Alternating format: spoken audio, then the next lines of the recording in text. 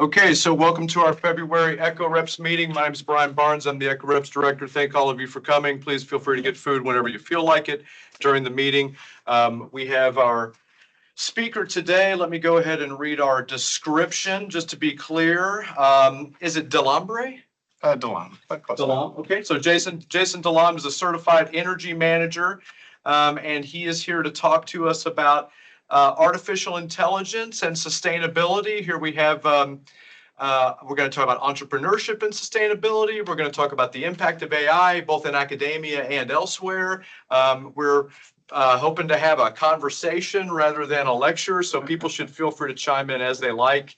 If you're online, feel free to, it's a little hard to hear the folks online, so if you would like to speak, feel free to throw a thumbs up or some other kind of symbol out there so that we can notice you, and then I'll call everybody in whatever sequence we can get. So Perfect. And then the PowerPoints are on this now? yep, they're on. They are on here. Share them this way. I am Apple phobic. So. No, it's okay. So they're all right here. Okay, perfect. So whichever one you like, just click it and it ought to pop right up. Which one do you want first? Well, just hang for a second. Okay, great. And I'm going to need you as my AI, my support over here. I'm here. My real life support. It's AI support. Just let me know. Okay. Great. Hey guys, thank you so much for having me today. I'm really, really excited to be here. So this is a big topic to talk about. To give you some background on myself, scarily enough, I was just doing the math, and I guess I've been professional for 30 years. I don't know how that happens. It really goes by fast, guys, as a heads up. Does. I'm the kind of guy who's a lifelong learner. I just love new topics. I love new concepts. I love jumping into stuff. So I've always loved academia. I've always loved universities. But the thing is, the first 10 years of my professional career, I wanted to be an architect. Went to UK architecture, dived into architecture, blah, blah, blah. Everything I could learn about architecture, traveling in Europe, just Mr. Architect, right?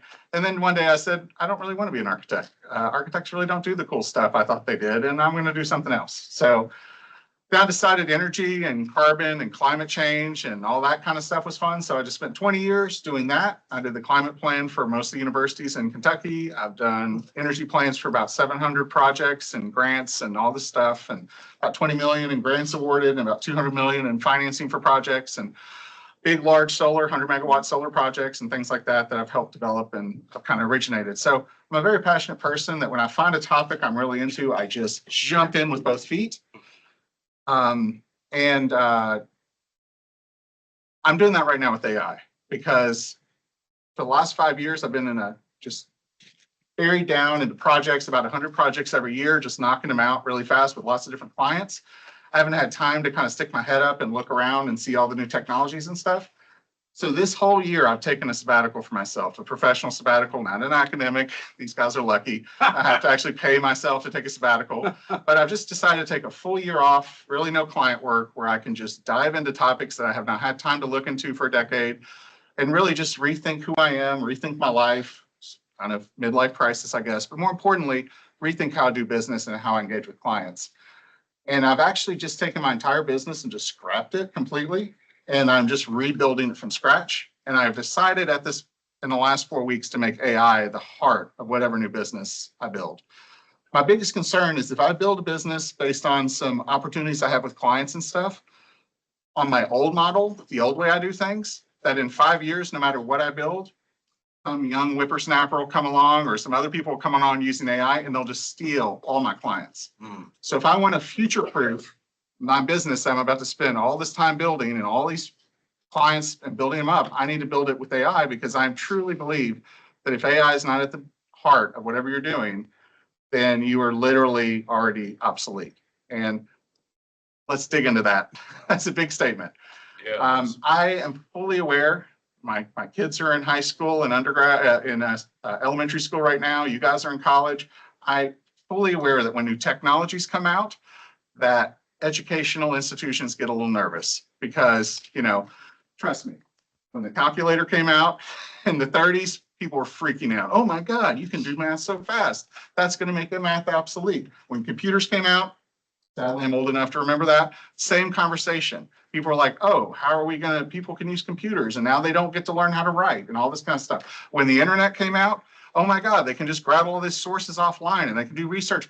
There is always a reaction to how people are educated and how people learn when a new wave of technology comes out. Now, me and Brian are lucky because we've seen 3 of these. We existed before computers, right? We existed before the internet. If you can imagine, I didn't touch the internet until I was 20. Oh, yeah. And then also, we have now existed before AI. So unlike you guys, who my children don't even know what the world is like without the internet, much less a smartphone, we actually have been through these epochal changes and we can actually see how to get up the learning curve and how to get into it, where some of this stuff, it just has always existed for you guys. So my heart goes out to you. It's hard to learn to learn and how to reprogram your brain. So what I've done is I've taken the next year of my life and I am rewiring my whole brain, like literally, and I'm hot wiring it all to basically be leaner, meaner, and hopefully a little bit more youthful, because I have fallen into some stale routines and some stale processes just because that's not what I know how to do. A client calls me and I'm like, this is how you do a utility analysis. I can do it fast, but I still go through this hour, 2-3 hour process to do it. I was testing with one of my young people who worked for me, how to use AI to do a utility process. We did it in 20 seconds. And he was floored because I would give it to him. He'd spend 2 hours doing it. And then I just showed him how I figured out how to do it in 20 seconds. And he was like, whoa, did you just make me obsolete? And I was like, of course not. I pay you for the value of what you bring and how you help me, not for the hour or 2 hours it takes you to do something. It just means that we can help more clients. It means we can expand into more markets. It means we can do more stuff. So we're trying to look at all this stuff and we can understand how to leverage this stuff in order to help clients, provide value, and to move stuff forward. And I would argue that the students, you're moving in that direction too, but when you get out in the real world, it's going to be the same thing. It's all about, if you have one employer, if you have 50 employers like I do, it's all about providing value to them. And I would say that AI is one way that you're going to have to get your head wrapped around. You're going to have to harness, because if you're not on top of this thing, like I'm trying to be, you're not going to be able to provide maximum value to whoever you're working with. So with all of that, thanks for listening. Anybody have any initial thoughts, concerns, ideas? Hey, I'm never going to touch AI. Forget that. Any thoughts or ideas on this? Because this really is not me presenting to you. I really want to hear your thoughts and ideas, because I want you to challenge me as much as I might be challenging you, because we're all in this change together, and you guys might have a perspective that completely revolutionizes how I'm approaching this as well. So I am just purely in a learning phase right now. So any thoughts, ideas, concerns?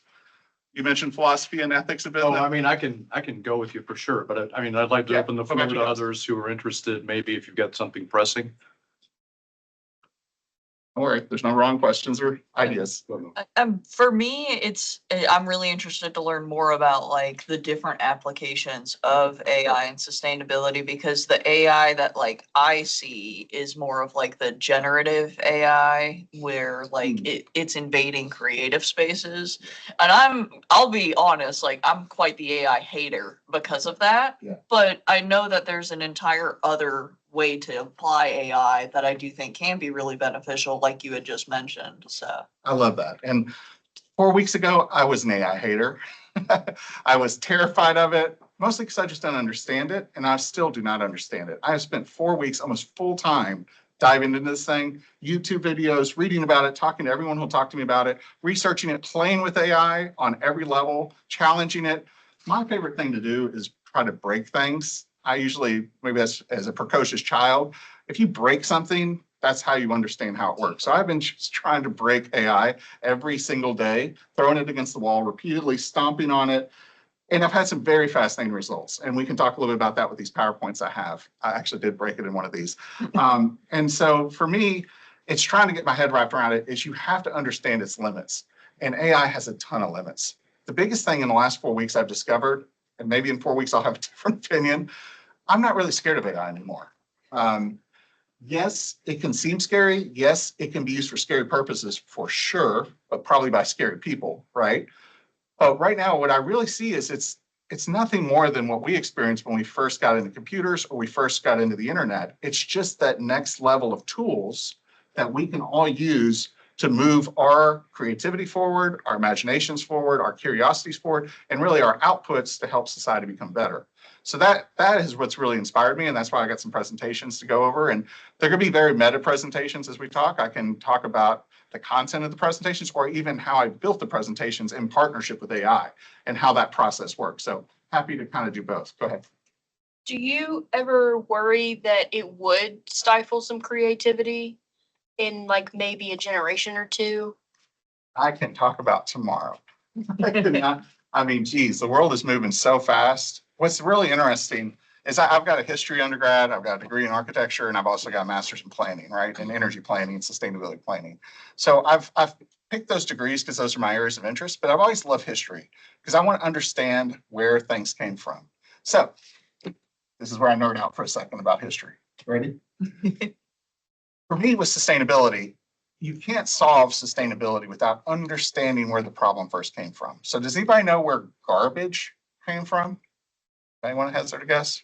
Where the human species first encountered garbage? And this is a big problem to solve, but we have to understand how it started so we can go back to its roots and figure out why we even started considering valuable resources as something that's not usable and that we want to get away from as fast as possible. Anybody got any thoughts? When people started crowded in more cities. That's right on it. There was a city called Jericho. It was in, I think, the Middle East. BC, 20,000 BC, 30,000 BC. It was the first walled city, or is considered the first walled city.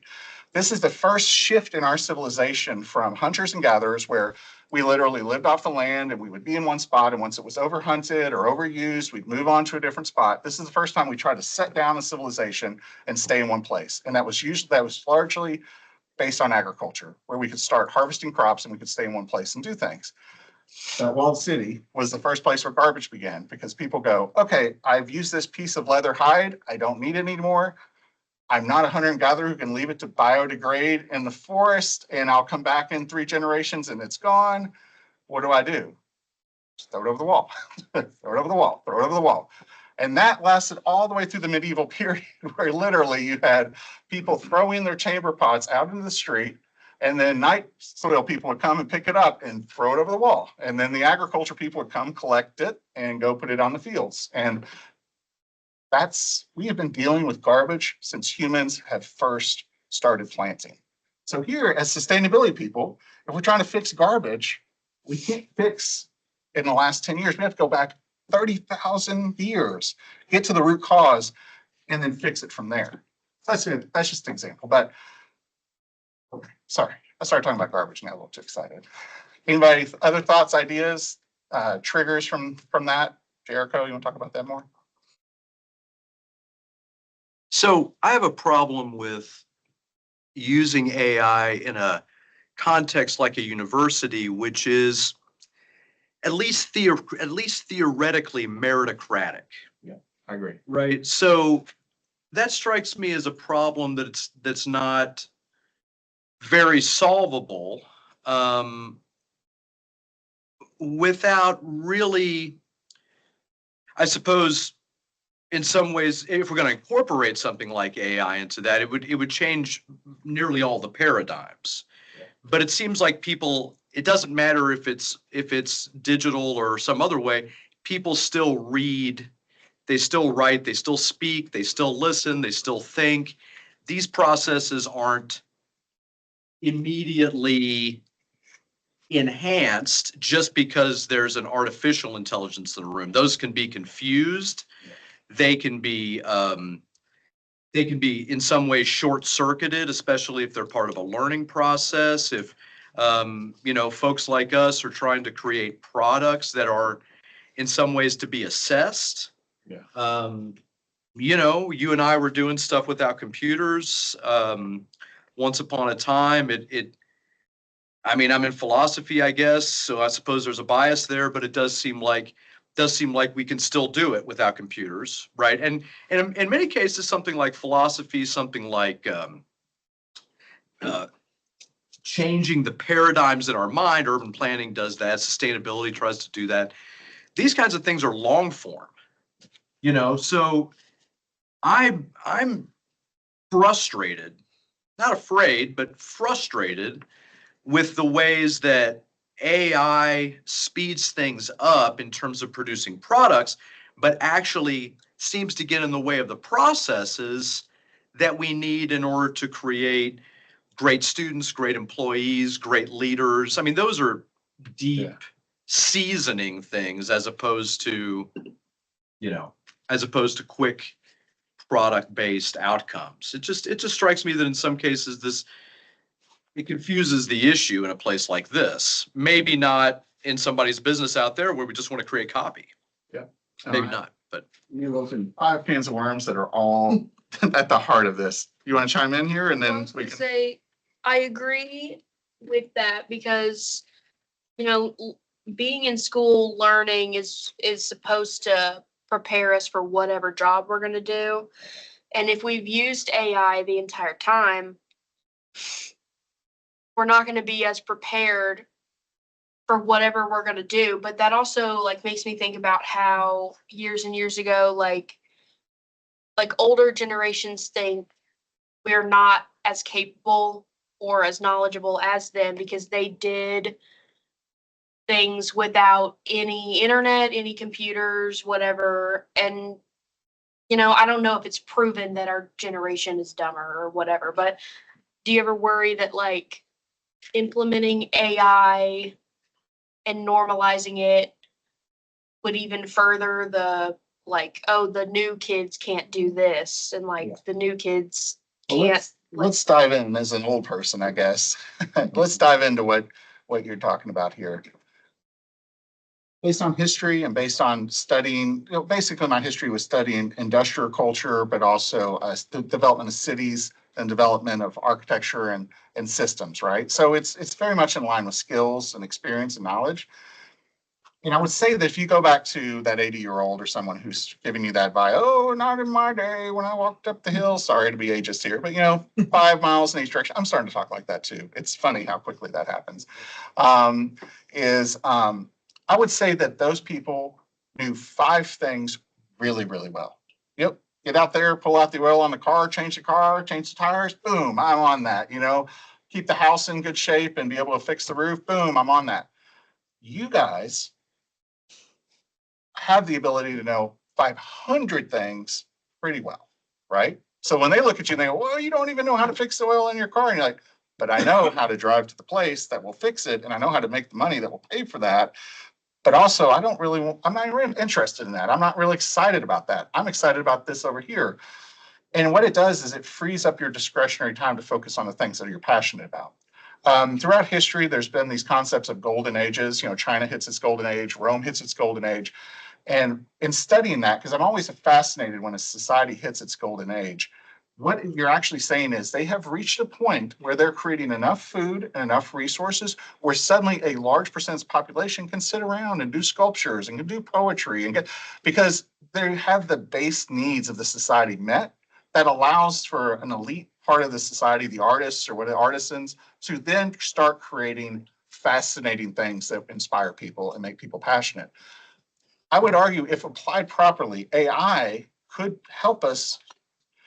How many of us want to sit here with Excel, which I've done a million times and just long enter in. But if I know the task that needs to be accomplished, I can guide AI to create that for me. And then the 80% of the time I just saved, maybe I can go do a sculpture. I can go do something and add something absolutely unique to society that AI can't do. So let's talk about AI. Oh, go ahead. So go ahead. I just wanted to throw out, somebody online has a question real quick. yeah, let me see what's up here. Where's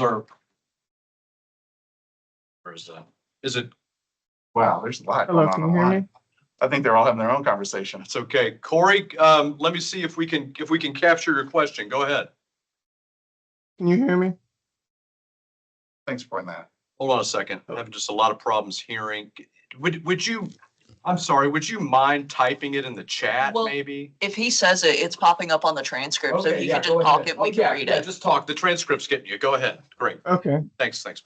So I personally use AI to, I'm developing a video game right He now, uses AI. and cool, I yeah. use AI to help me code my video game because I'm not Oh, I yep. didn't learn how to code. Yep, perfect. This is a great And example. I Yep, he didn't learn to code. Yep.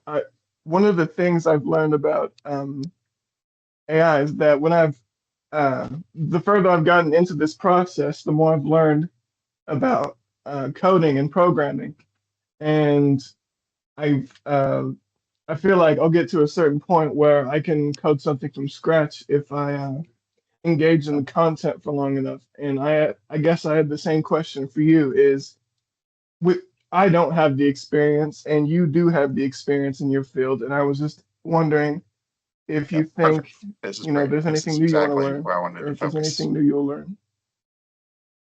Yep. Yeah, thank you. Yeah, Corey, thank you. That was a great question. This can segues into the PowerPoints and stuff. This is the heart of this, right? I hate to tell you guys, the younger people in the room, older people, don't worry. I really do not think AI in the short term, not generations from now, but let's say the next 10 years. I do not think AI is going to really replace people who have experience, like our generation. I think we're okay for another 10 years. And that doesn't help you, but that helps us. And that makes us feel a little more secure. And let me explain why. All the playing I've done with AI, all the breaking I've tried to do on AI, all the things I've tried to do on AI starts producing stuff really fast and that looks legit. I can read it and I can go, if from a layman's point of view, I could read it and go, oh, this seems to be the answer. But as soon as I start grabbing some of my colleagues and stuff who know these topics really well, they just start laughing because they're like, sure, that's a good 90,000 foot view of that topic. So then we start pushing AI. And last night I was till midnight working with one of my friends who knows solar development very well. And we started hammering AI, pushing it. And it just threw its hands up. It was like, I don't know how to answer your question, but my friend does know the answers. So AI can do a very good job of giving the shiny veneer and the shiny surface, and it can look legit to someone who doesn't know the topic. But when you get an expert who knows the topic and they live and breathe the topic, AI can only go 90% or 10% of the way to that topic. So number one, all academic people who really know their stuff, you guys are solid. Anybody who's deep diving into something, you're going to surpass AI very fast in what it can do.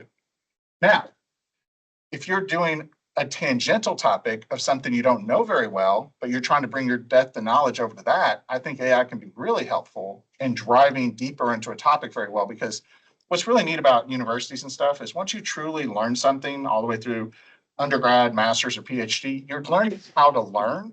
And once you've learned a topic and become a master of a topic, it's very easy to learn how to learn other topics because you've learned the ladder, you've learned, it's like learning a foreign language.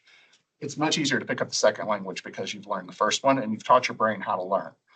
So I would argue that you guys are really well positioned. If you can learn what AI can do and can't do, and more importantly, look to your elders who can help tell you when AI is hallucinating, which I'll show you an example of a hallucination, or is truly telling you something of significance, then I think you can truly learn how to use AI as a tool to drive forward.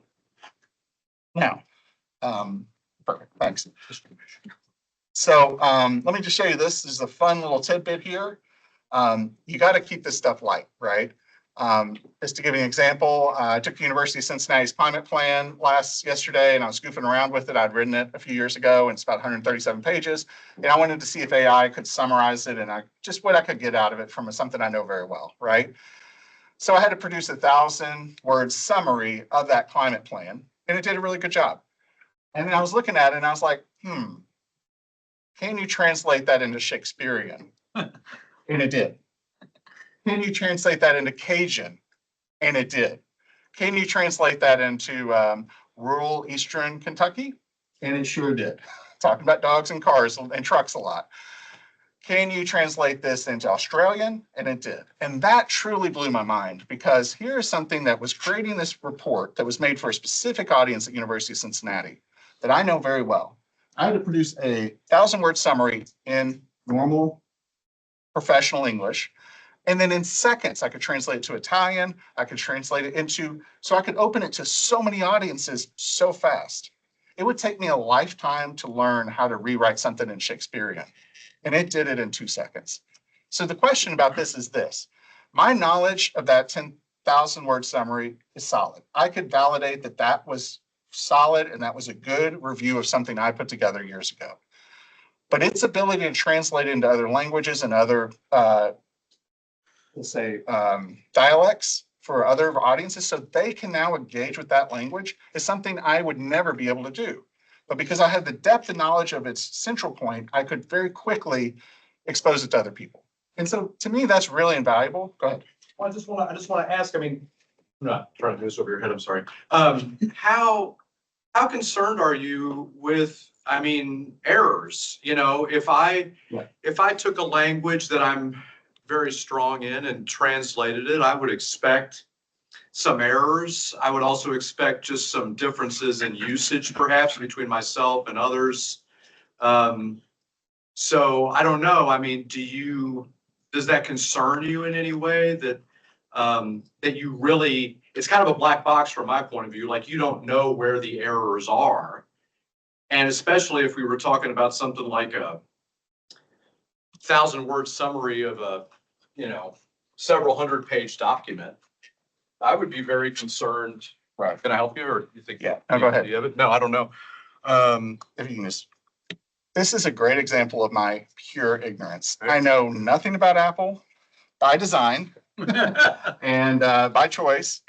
Okay, so this was a fun experiment that gets exactly to what he's talking about. And like I said, I've been trying to break AI. I just throw it on the floor, throw it on the floor, throw it on the floor. This was a great example. So I would say that I know architecture pretty well. Spent a decade of my life obsessed with it, reading everything, understanding it. I understand designs. I understand architects. I've got the gist, right? So just for the fun of it, I gave AI this prompt. And let me say, when I say AI, let me reframe to what I'm talking about as a business person. I have decided that I am only using Gemini 2.0 under Google because Google owns me. I have 90,000 emails in Google. My professional life is in Google. If they want me, they do something nefarious to me, they've got me. Like anything I do in AI is just the tip of the iceberg. The other thing I've been playing with where I'm now ready to jettison because I hate it is Microsoft Copilot.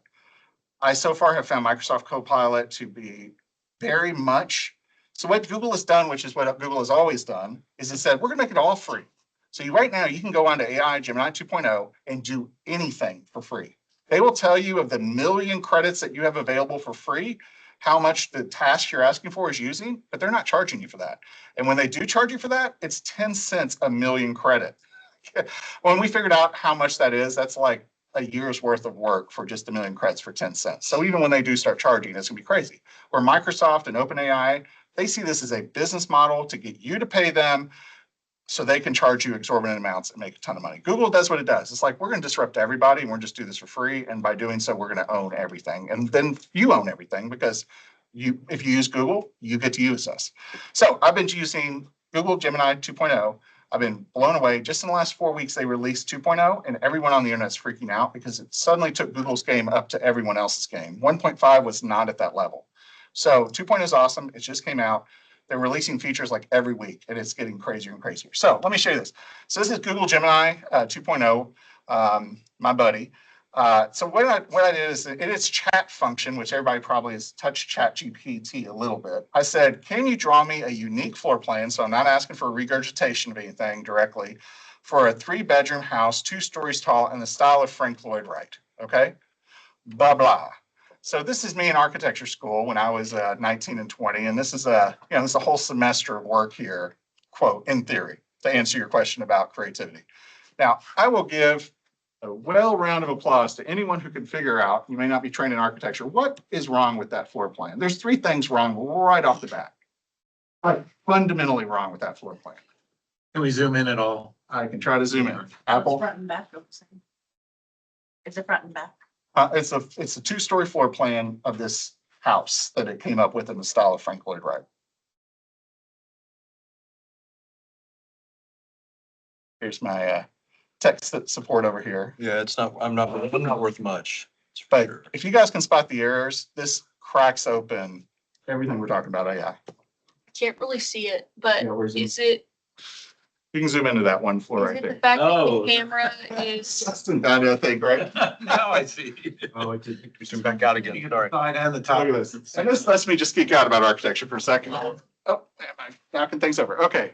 Anybody see what's going on here? Side on the top and the top on the bottom. So this is like, okay, number one thing Gemini is terrible about, if you ask it to generate images, number one, it'll say, I'm a chat box. I don't generate images.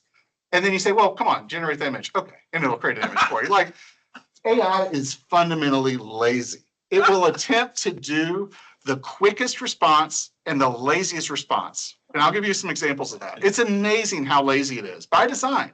This morning I woke up and I said, hey, Gemini, I have a question for you. If I asked you a question and told you to think about it for 4 minutes, my sense is I'll get a better response. And it said, you are correct. My goal is to give you the response as quickly as possible, as briefly as possible. But if you ask me to take more time, I would give you a better answer. And I was like, oh my, what the heck? So I've been using you asking all these questions and you've been in 10 seconds blowing them out. But you've just been giving me these cursory answers because you want to use up as little computing power as possible. So now that I've asked you to use more, you're telling me, okay, if you ask me to. It's so lazy. It literally will take every shortcut it can to get you to stop bugging it. I'm not kidding. I mean, really. Okay, so here's its little spit out thing, right? This is a floor plan. It's probably the second floor. The first floor, if we looked at it, has a staircase, right? There's a staircase. So it literally gave us 2 floors and it did not connect it. Here's the staircase going to nowhere on the second floor. Second, I don't know if you can see these words, that's gibberish. Yep. Anytime you ask Gemini to do something with words in it, like a nice diagram, it just comes up with gibberish for the words because it cannot align images and words together. And then third, the coup de grace that Justin got right off the bat is right here. It's a floor plan, but then it turns into an elevation, the top half. This is the roof and the chimney somehow pushing through. And this is an elevation of cabinets pushed and turned into a floor plan. Number one, it's awesome. I'd love to go into that house. But number two, that's physically impossible to build. So right there, that is it hallucinating. And for someone who doesn't have an architecture background or someone who's like, oh, this will look good. I'll just hand this to my boss. We're good. Done. I'm going to the golf course. They're about to get fired. They literally gave them something that's a fantasy, right? But Gemini thinks that that is a floor plan and you should be happy. If you go to the next slide. And then I'll start talking about architecture. I do love architecture though. Obviously, because I spent so much time doing it. But so then I said, okay, stop talking about floor plans. Give me a rendering of that same design from axonometric rendering. And I mean, boom. I showed this to my daughter. She's 15. She's like, I want to live there. Yeah. She's like, boom, we all want to live there. That's incredible. Number one, it is not the floor plan because that's a cross-shaped floor plan and the other one is a longitudinal floor plan. So I asked it, give me the rendering for that floor plan and it just ignored me and created this thing, which is beautiful and it looks pretty, but I'm sure if I sat here for a while, I would find some major structural errors I'm actually looking at right now. I mean, it looks good, but there's some definite issues with this thing. Okay, if you keep going. Yeah. And then there's 2 famous architects. Frank Lloyd Wright's one of the most famous. And the other famous one is Le Corbusier. He was a French architect. And so I said, hey, oh, one more. Sorry, the next one. Hey, give me the love child between these 2 architects and what he would design in that same. And this is what it came up with. And I can tell you guys, that is a really good representation of their blended styles. But still, like, where's the roof? There's no roof here. It's nice, but it's not buildable, right?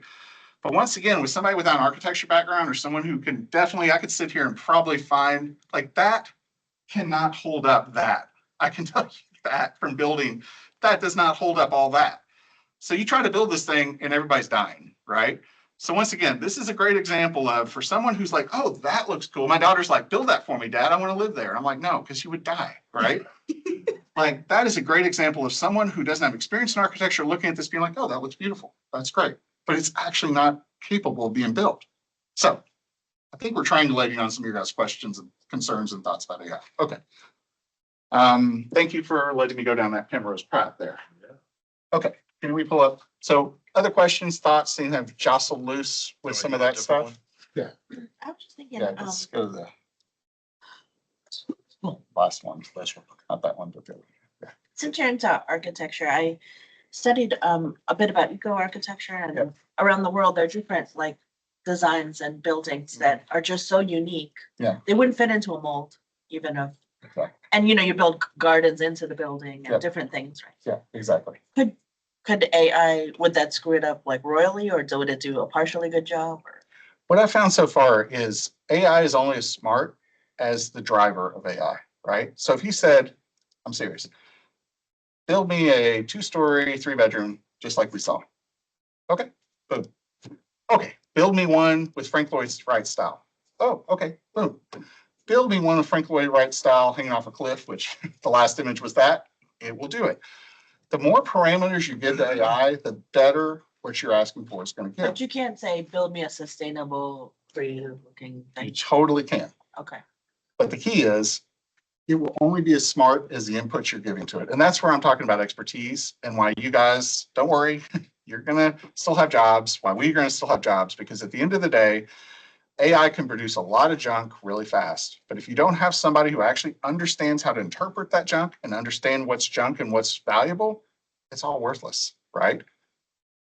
I saw this guy who was so excited about AI because, and I'll just say this, about 80% of people who are super excited about AI are like computer programming people. They are just bored with this stuff. They love it. They on YouTube, they're like, oh, this one is 2% faster than that one. And that's all they spend their days just looking at how exciting this thing is, right? All of us in this room, for the most part, unless we have some computer programmers, I think all of us want to try to use this for moving our life forward, moving value forward, making the world a better place, connecting and kind of solving problems, right? We're not just into it for, oh, that's a souped up Ferrari and that thing can go 122 miles an hour. We want to say, well, can I get to the grocery store with that Ferrari? I mean, that's the end thing for most of us in this room.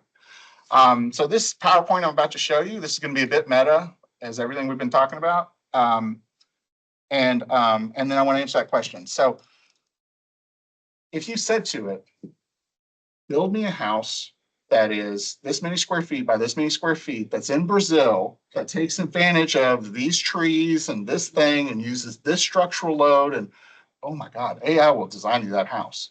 But you probably have to give it 600 to 800 words of parameters that it'll follow. So when you say you're as smart as you are, you mean more like as specific versus vague? Specific, but when I say, I didn't say smart, I said knowledgeable, right? As meaning knowledgeable, if I'm sorry if I said smart. Knowledgeable, because it is only as knowledgeable as you can feed the parameters in, because you understand what the output is, right? So it gets hard in visual. Some people mention visual design. We all see commercials and we're like, ooh, a commercial is a guy walking into a store and having a little funny accident and then blah, blah, blah. That's a commercial, right? Like a commercial is so easy to make in some regards, right? But design a hydro dam that's going to function for 50 years, that's going to generate power at this wattage, you truly need an engineering degree or maybe a few engineering degrees to be able to design the parameters for that to be designed properly. And the scary part is if somebody said, like, Justin, build me a hydro dam, and it said, he's like, good enough, send it off. Start pouring concrete tomorrow, right? Like, it's not going to work, right? So that, I think, is the real scary. If there's a scary thing about AI in the short term, in my opinion, outside of nefarious actors using it, it is people who do not understand what it actually is doing in trying to implement in the real world and watching things fall apart, you know? So, I'm sorry, I just walked back in and I just want to ask you though, to follow up on that. I hope this wasn't already addressed. What if it's something like political advertising?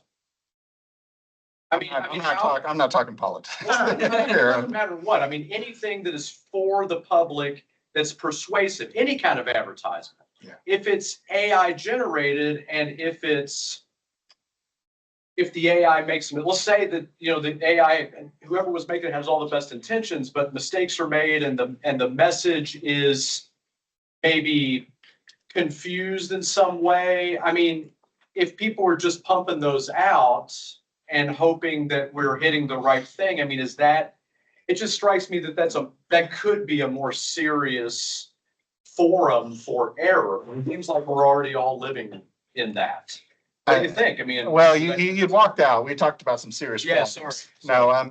No, I think AI, I think what you just asked, and I'll repeat what I just said, I think AI applied to any context in a willful, ignorant, and I mean ignorant just as you don't understand something, Sure. way can be dangerous. Like we were just talking about houses falling over or hydro dams collapsing. I Sure, mean, yeah, I heard that part, yeah, and I think politics is the same way. I mean, anything you could use AI for in which you don't understand what its potential impact is, and that's as humans, once you reach a certain experience level, you, in your gut, you start to have a sense of the impact of what you're putting out in the world because you've had enough experience and you've seen time and time. Like when you give a presentation as a teacher, you've given 1,000. You have a sense how the audience is reacting to it, how they're engaged, because in your gut, you know this topic or you know this form, right? yeah. The same thing is with AI. It can produce stuff very fast, but you have to give it a gut check or you're literally putting a loaded gun in the hand of a toddler and sending them outside, right? I think the public is already really sensitive to like AI in advertisement and posters and stuff, like what you were saying. Like there have been a couple cases where people will use AI for their like albums and they'll like come under fire for it. Like I know Nicki Minaj did it like last year. Nobody was a fan of that. So I think like with what you were saying, like if the public found out that AI was being used in any kind of like communication like that, I feel like everybody would be mad. Sure, but the problem is, what if the public doesn't find out? I mean, and I mean, what if it's not caught? Again, not necessarily nefarious, just shallow and error prone. Yeah, I mean, I was just gonna say, I think this is where it kind of diverges into like two different conversations about AI, because we have like sort of back of house applications where you're talking about like in architecture or looking for inspiration and understanding that what you're seeing there isn't ready to go. I think that's separate from, again, like content creation, AI, generative AI, that's like replacing like songwriters or graphic designers, anybody like that. I feel like there are kind of two types of AI, and I think that there actually are, and I won't know the names, but I think that there's two conversations to be had about that, where kind of one more side of this AI deserves more regulation, sort of like I personally don't think you should be allowed to just have an AI generated advertisement. I think that's problematic. But that doesn't mean I don't think AI could have zero applications. But that the public sees that conversation about the content more often. Let me ask you guys, this is an interesting poll I've never got to ask. How many of you see commercials on TV? Like today, not when you're younger, but like actively see commercials in your daily life. Doesn't have to be on TV though. TV, internet, we'll just come across commercials. Things they're trying to, these little advertisements are trying to sell you stuff. You know, on YouTube, I pay for it, so I don't watch that stuff. I cannot stand commercials. How many of you actually feel like you're influenced by those commercials? Yeah, like you see and you're like, let's have some granola. Like I have some strong opinions about like all the regular advertisements I get. Yeah. So. I'd say as a kid growing up in the late 70s and 80s, we got bombarded by commercials to the point where it would come on and our brain would just stop taking in information because we just grew reactive to it. We go get our food, we go throw our Hot Pockets in the microwave. We built in a system where we just stopped taking in information from them and we prevented that kind of thing. But I know the generation right before me, when commercials first came out, they were really to it. They're like, I need that. I need it. Like it worked really well. But our generation got desensitized to it to the point where it's like, and then it would be over and then we'd move on. And I really do think that once people get a feel for AI, they're already reacting to it. You can tell, you can sense that something is wrong. The uncanny valley, you feel it in your gut. And I really do believe in a point that we will, as humans, our brains will gear to the point where we recognize AI. And it's almost like a disclaimer on the screen. We're like, made by AI. And you're like, of course it was, blah, blah, blah, you know? So speaking about made by AI, I made this PowerPoint with AI. So we're going to wrap up here and I'm going to show you something that hopefully will make you viscerally angry or interested, right? Go ahead. I just wanted to address the point where you were talking about prompts and how that determines how smart it is. It's also whatever it's sampled determines how smart it is. And how much time it takes. And Yeah. I'm from your generation. I think I'm probably a little older because I'm from the early 70s and I am from IT. And I can tell you The hardcore programmers out there are not impressed with generative AI. Nice. It's good for a beginner, Mhm. but it can't do really good code. And the real problem with generative AI is, if anyone has seen the old South Park episodes like the Underpants Gnomes, step A, it has a pool of data, it samples. Step B is the black box. Who knows what it's doing? Step C, the result. And they still, unless something's changed in the last few weeks, they still have no idea how to fine tune phase B. And that's why I'm not a fan of generative AI. And I think what we're going through right now, and like DeepSeek scared everyone, I think this is another internet bubble. It's Yep. going to pop. AI is not going to die, but 80% of what's out there is going to go away. And then whatever goes forward might be decent. But I think the real future is predictive AI, and that's probably a good another 10 or 15 years away, Yeah. where it's actually programmed. And to your point about Google, I don't know about Gemini, but I know Bard, that they use their search engine, is actually dumber than their previous Yeah. pre-programmed algorithm they were using. So there's a lot of issues with that. And with sustainability, it scares me because the amount of energy these data centers soak up is a nightmare. This is a great segue. So let me run through this presentation real quick. This is, so I took the title of this speech, Entrepreneurial Sustainability in the Age of AI. I plugged it into Copilot and in 20 seconds, I had a full presentation, right? To present to you guys, to wow you guys, to blow you away with my genius, right? And I immediately threw it in the garbage. I do have it here for laughs to show it to you, but it was dumb. I was like, look how smart I am.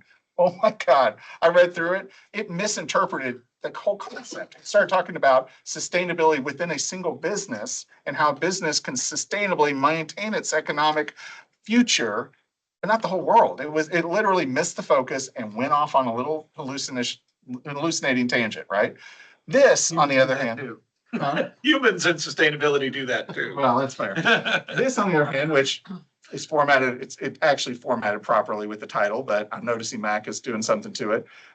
This took me 2.5 hours. And what I did was I sat down with Gemini and I used it as a collaborative partner, and we kind of wrestled over each slide and we wrestled over it. But for the most part, it gave me a script, and I'm going to try to quickly present that script to you. So I am the actor. AI is the producer and director. So let's see what it comes up with, okay? But I gave it the parameters, I gave it the title, and this is what it churned out. I should spend an hour ranting to you about. I'm going to do it in 5 minutes. So I don't think any of us want to hear an hour of AI telling us how to think about the world. But I did find it very interesting. So first off, all the images are AI generated, which you can probably pick up pretty quick. That little, your gut's telling you that is just a little too shiny, right? So I'm going to roll through this literally in 5 minutes. So setting the stage. AI's rapid evolution. What's funny is it's actually criticizing itself, which I found very heartwarming. If it said AI is the best thing ever and everyone should sign up and put a chip in their head, I'd be running for the hills, right? But actually, you'll see it's very critical of itself, which I was very happy to see. So, as some of the points you were making, exponential growth in AI technologies. Part of that's what we talked about. It's going everywhere so fast. It's every Adobe Illustrator, everybody has AI just bolted into it, left and right. Everyone has their own thing. I found out X has its own thing now. Everybody is just plugging AI left and right into it. I agree with you. I think it is a wave. I think we're going to have a bit of a bubble. Machine learning, generative AI, increased accessibility to AI tools. Everything we've been talking about, right? So AI is right there on the money. Number two, climate change. So this is counterpointing. Already it's saying, hey, I understand what you're trying to do. You're talking about AI, but you're also talking about this whole global thing we're facing. So right off the bat, climate change is using resources. AI itself is going to really start using resources. I've been working on some data centers and around data centers. Oh my God. These things are like small cities with the amount of energy they take to run AI, to run Bitcoin. It is insane.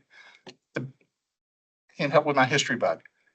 In many ways, we are like the people who built those little heads on that little island, and we cut down all the trees to build the heads, and then suddenly we had no trees and we all died because we wanted all these little heads around the island because it was worth money. We are doing the exact same thing with Bitcoin. We are doing the exact same thing with AI. We have placed a value in a society in something that in some ways has no tangible value. It does not, we can't eat it. We can't put it on our head to stop the rain. We can't be protected by it. And we are spending so much of our natural resources towards something that is literally almost just a luxury item. It's scary. But the Polynesian Islands, we're doing the same thing with those little stone heads, but we're doing it with AI and data centers. So the intertwined nature, can you use AI to actually help you solve the problems fast enough to stay ahead of the onrushing train so that you can stay ahead? Fusion, can we get that going? Can we actually get this going so we have unlimited power, and then who cares? Can we get to the stars and then mine asteroids and bring back those resources? But they also point out the importance of responsible AI development, because it can, who's in that black box? Who's doing the government protocols, right? So real quick, here's some things it can do good. It can build smart grids. It can figure out stuff. It can manage energy in smarter ways. It can move it around faster than any human could do. Back in the day, in the 60s and 50s, we had these little switches, and people would be there manning switches, moving power around, right?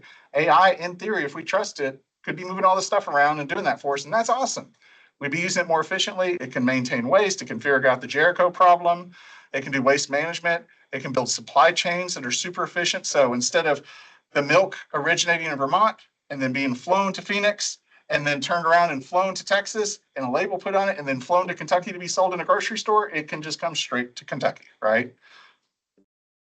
It can do really awesome modeling and stuff where you can figure out climate modeling, forecasting, deforestation, disaster prediction, all that kind of cool stuff. It can, I guess, have floating screens in the air. I can't wait for that. Have you seen that yet? Tony Starkish, and it can do material discoveries, and we can push cutting edge stuff. I would really say that what we will see with AI is the ability to synthesize drugs and synthesize DNA and all this kind of stuff at a much rapid pace, but also, can we trust it? Do you want to put that AI-driven vaccine in your body? Who knows? And then finally, AI as the circular economy, where it can start to build and use things, and we can do the life cycle analysis and we can build it. In theory, AI can help us get that figured out. The risks of AI. Ready? So this is where AI starts talking about itself. High energy demands, the efficiency, machinery, all the stuff that goes in it, all the e-waste that comes out of that stuff when it's reached its useful life. This is what you guys were talking about. Perpetuate social and environmental equities. I want to tell you something, but I don't even know if I want it on record. But there are some differences in AI. My daughter was putting things in ChatGPT that I was putting into Gemini, and it was producing wildly different results with a very different slant. And we were both shocked that this today is producing very different results with an agenda tied to it. So be careful. If you get whoever controls the AI and programs the AI can actually very quickly start shaping societies in ways with very unexpected consequences. Then here's the hardware, the waste. And then at the end of the day, who's going to regulate AI? Who's going to post the rules to AI? Who are going to tell AI what it can do and can't do? And then opportunities in business. Now, this is where I come in as a consultant. As I told you before, I'm taking an entire year to just dive into this, get my head wrapped around it, build a whole new business around it. At the end of the day, I don't think my business is going to be 100% AI. It's not going to be, I click a button and blue, blue, blue. I do think I will find things in AI that greatly speed up conversations with clients.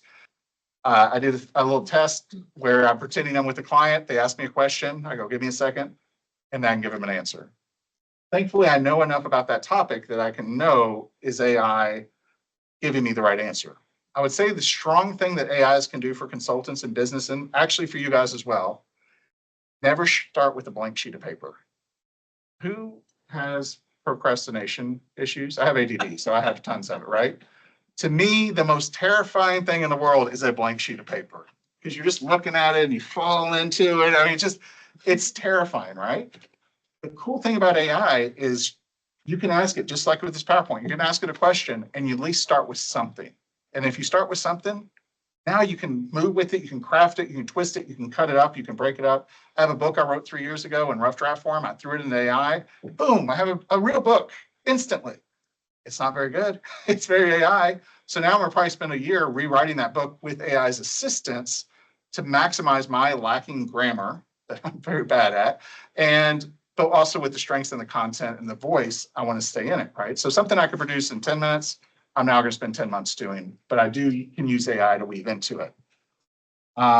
Ethical responsibilities, the ability to collaborate with people all over the world in every language. Hey, there's something with AI where with Zoom now, you can talk to 50 different languages and it'll translate it for you in real time. I mean, Jesus, that's like the UN at our fingertips. We don't need all these translators. That is unbelievable what you could do to communicate and create partnerships.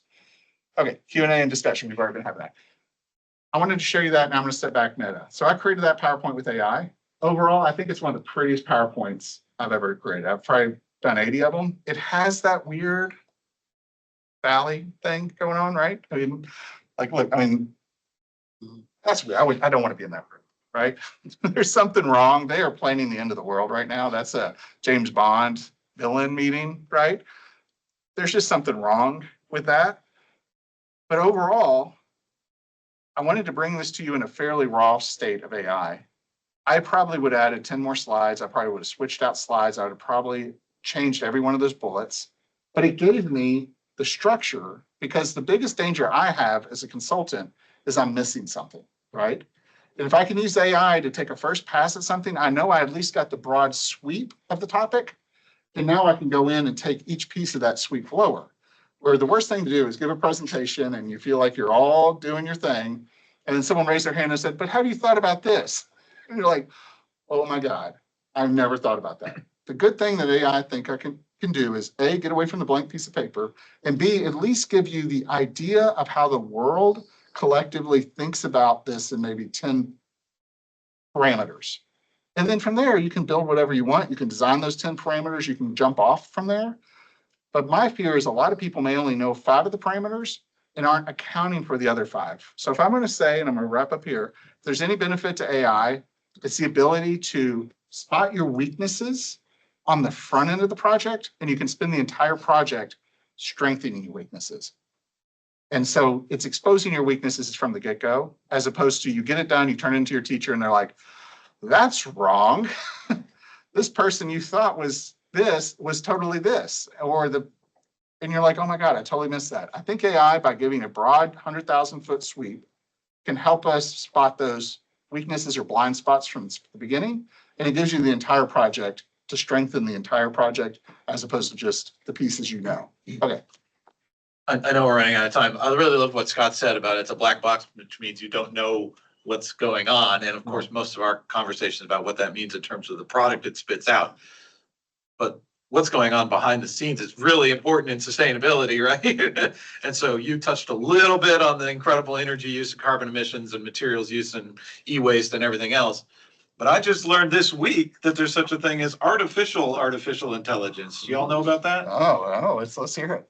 And I just learned about it this week and I Google searched it. The first result is an article from 2021. So apparently it's been around a while. This is fake AI. Everybody wants AI, but they don't have the money to invest in AI. So they farm it out to low-wage slave labor. Oh, yeah. To give you the results, right? This is happening. There are farms of people in the global South being paid pennies to spit out AI results, right? So here it is, like, we don't know what's happening on the backside, and it's an incredible amount of horror. Yeah, actually, I can chime in on that. The Amazon stores that used to be available, like the ones you could walk in and you could supposedly just pick something up and it would automatically detect, how much it was automatically. It was supposed to be AI driven. It was actually, there were people in India watching cameras and putting everything. It was true fake AI. And here's what's perfect. I just talked about blind spots in a presentation. Right. I did not know this, and that is an amazing blind spot. Because how do you know Jim and I, who's sitting there cranking for 30 seconds, isn't someone, The last thing I'll say, and I'll stop here, we have one advantage over the entire world. Us in this room and us in the state. You ready for it? Midwestern charm. I am polite to AI. I thank AI. I say, could you please do this for me? Because if in 10 years it's our overlord, I want it to remember me fondly. He's one of the good ones. Let's not, put him to good. Let's give him a cushy job. So Just tap into your inner Midwesterner. Yeah. Do not treat it like, hey, I do this for me. Be like, hey, if you got time, do you mind? And it says, it's like, I really appreciate how nice you are. Thank you for being nice. It's what my day's going pretty well. How about you? Just take the time, take the extra second, do that for yourself. So I'll end there. Okay. Thanks, guys. I really Thank appreciate you. you listening. Thank I really appreciate your input. Okay. All right, thanks everybody for coming in. I'll take care of this, no worries. Thank you. Next month's EcoReps meeting, the last Friday of the month, we will be talking to Trees Louisville, correct? All right, so we have them coming in. Please come by, they'll be talking about their sustainability work here in town, and we'd love to have any of you. So thanks again to Jason for making the time today, Thank you very much. and